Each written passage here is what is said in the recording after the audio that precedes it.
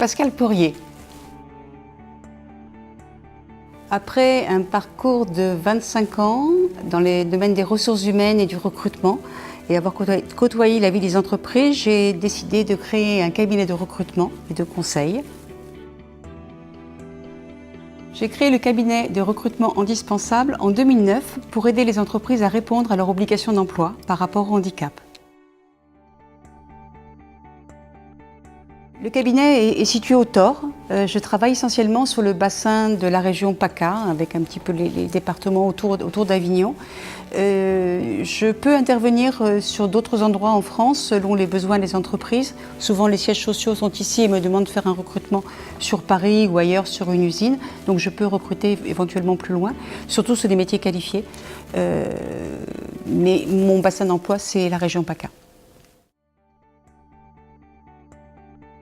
Je m'adresse aux entreprises de toute taille. Je pars du besoin de l'entreprise, donc c'est les personnes que je vais rencontrer qui ont besoin de compétences et qui ont également une obligation d'emploi, puisque l'entreprise a une obligation d'emploi de 6% de l'effectif total de l'entreprise.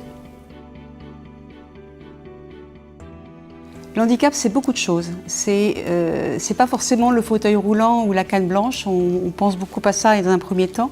C'est une personne qui souffre d'un diabète, par exemple, peut avoir une reconnaissance de handicap. Quelqu'un qui souffre d'asthme, quelqu'un qui a eu un cancer et des suites d'un cancer peut être reconnu également en situation de handicap.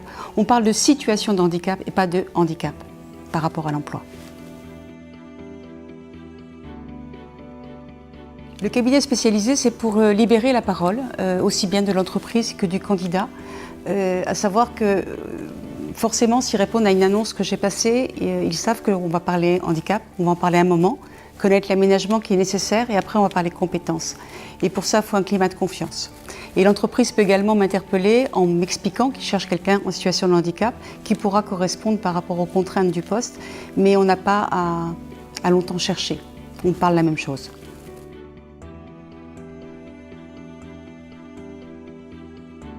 Le cabinet de recrutement a été créé en 2009 que pour le handicap. Avec le temps et surtout depuis 2 ans, j'ai ouvert le cabinet à toutes les compétences, toutes les personnes, parce que je ne trouve pas forcément des compétences recherchées avec des personnes en situation de handicap, donc un besoin par rapport au marché d'ouvrir. Donc aujourd'hui, je présente des candidats aux entreprises qui sont en situation de handicap ou pas, et bien sûr, mon leitmotiv est de dire à compétences égales, choisissez le handicap. Les candidats, lorsqu'ils s'adressent à moi, ont ce souci du handicap, ont une compétence, peut-être pas un CV parfait. Il peut y avoir des choses qui se sont passées, des accidents de la vie qui font qu'on a un trou, on a quelque chose dans son CV. Oui, et il y a un contexte, un métier qu'ils ne peuvent plus pratiquer, ils doivent changer de métier. Donc mon rôle, c'est déjà de les rassurer par rapport au handicap, savoir ensemble comment ils vont en parler, parce que ça ne doit pas être un blocage. Donc comment l'évoquer, comment rassurer le recruteur, et pouvoir parler développer ses compétences et parler de lui. Une personne en situation de handicap n'aime pas qu'on le recrute parce qu'il a un handicap. Oui, on le recrute parce qu'il a une compétence. Donc il faut l'aider à mettre ses compétences en avant. Et le savoir-être est aussi important que le savoir-faire.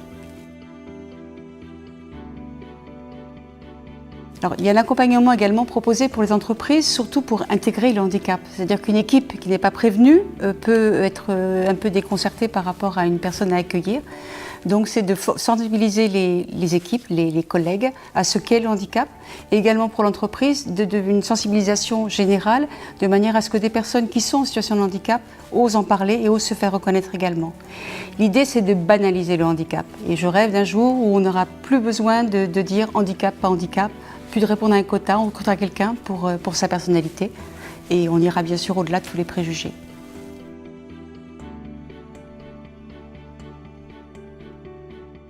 Je réponds aux besoins des entreprises en leur présentant d'abord des candidats qui soient en situation de handicap ou pas, qui ont la compétence recherchée par l'entreprise. Je rédige des synthèses où je fais le lien avec le candidat et le poste proposé, avec les points forts, les points faibles, peut-être les manquements. J'évoque le niveau handicap en sachant s'il faut un aménagement de poste et lequel, pour bien comprendre. Et ça facilite la relation également avec le candidat puisque tout ça c'est déjà dit, c'est déjà fait. Donc on s'intéresse vraiment au candidat dans sa compétence et son savoir-être.